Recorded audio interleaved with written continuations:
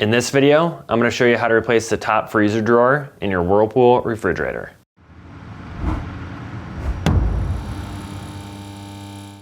If you need to buy a new top freezer drawer, check out our website, partsdoctor.com, where we sell parts for all major appliance brands. For video purposes, we're going to remove the freezer door. This step is optional. To remove the drawer stop, insert a small flat blade screwdriver into the slot and gently start to pry on the locking tab. Then, grab and pull to remove. You may find this tricky. Repeat the same on the other side.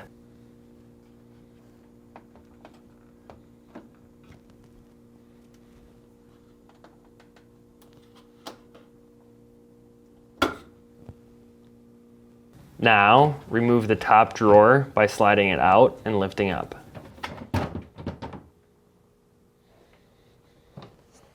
When shopping for a new top freezer drawer, be sure you're searching with the model number from the tag in your appliance to make sure you get the correct part.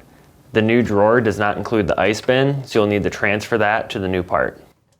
To install the top drawer, align the rear wheels to the rails, ensuring the guide is aligned properly, and push back in place. To install the drawer stop, align and firmly press in place. Repeat the same on the other side.